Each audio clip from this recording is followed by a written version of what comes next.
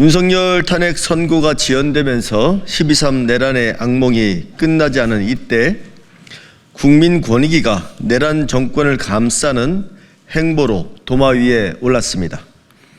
권익위 한삼석 의원이 12.3 내란과 김건희 명품백 수수 종결 처리를 비판하는 성명에 참여했다는 이유로 인사혁신처에 중징계 요구를 했습니다.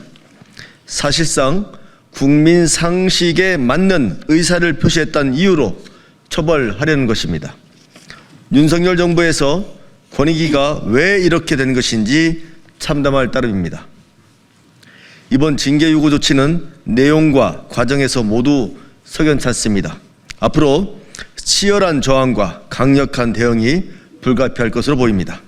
이에 오늘은 민주당 전무위 의원들과 함께 권익위의 이번 인사보복성 징계 요구가 무엇이 잘못됐는지 고발하고 내란 정권을 대변하는 권익위의 실상을 규탄하며 권익위가 정상화되도록 촉구하는 기자회견을 열고자 합니다. 내란을 비판하면 중징계 대상인가? 윤석열 내란 정권의 부역자가 된 권익위를 강력 규탄한다. 내란 숙의 윤석열의 탄핵 선고가 지연되면서 들불처럼 번진 국민의 분노에 권익위가 드디어 기름을 붓고야 말았다. 어제 권익위는 한삼석 상임위원에 대한 중징계를 인사혁신처 중앙징계위원회에 요구했다고 밝혔다. 권익위가 내세운 사유들은 하나같이 궤변의 연속이다. 권익위는 한삼석 위원이 정치 중립 의무를 위반했다는 논리를 들었다. 12월 3일 내란을 일으킨 윤석열을 처벌하고 파면할 것을 주장하는 권익위원 4인의 성명서에 참여했다는 이유에서이다. 내란을 비판했다고 공무원의 정치 중립 위반이고 중징계감이라면 국민을 향해 총칼을 든 내란은 정당하고 중립적인 행위인가? 지난해 국정감사장에서 야당 의원들을 고발하겠다며 면전에서 협박한 정승윤 전 부위원장의 행위는 그럼 정치 중립 준수였나? 어처구니가 없다. 또 권익위는 한삼석 의원이 성명을 통해 김건희의 명품백 수수 종결 처리가 미흡했던 점에 반성과 유감을 표명한 것을 두고 국민에게 위원회 의사결정이 잘못된 인상을 주었다며 품위유지 의무를 위반한 이유도 들었다. 권익위는 무슨 생각으로 품위를 운운한지 황당하기 그지없다. 품위를 상실한 건 300만 원 상당의 명품백을 버젓이 받은 김건희에게 아무런 조사 없이 무혐의 면죄부를 준 권익위가 아니었던가. 중징계 요구를 결정한 권익위의 과정도 석연치 않다. 권익위원 4인이 성명서를 발표해 했던 지난해 12월 6일 이후 2달여간 아무런 조치가 없었다.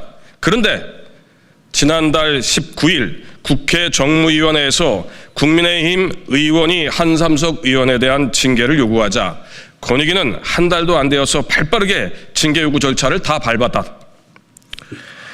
감사 담당관실을 거쳐서 박종민 사무처장, 유철한 권익위원장의 결재까지 신속히 이루어졌다. 이토록 기민하게 움직인 이유가 국회의 요구 때문이라고 한다. 권익위는 야당 의원들이 김건희의 명품백 수수 종결을 두고 조사 과정 규명을 위해 협조를 요구한 것에는 반년이 넘도록 아무런 호응을 하지 않고 있지 않던가. 그런데 이제 와서 국회의 요구를 구실로 삼는 권익위의 행태가 경악스럽다. 한삼석 위원을 포함한 4명의 권익위 위원은 성명서에 침묵은 불의 앞에 굴종하는 것이라며 윤석열을 파면해라라는 목소리를 내는 것이 가장 큰 국민 권익 보호라고 명시하였다. 이를 징계하려는 자는 대체 누구를 무엇을 보호하려는 것인지 묻고 싶다.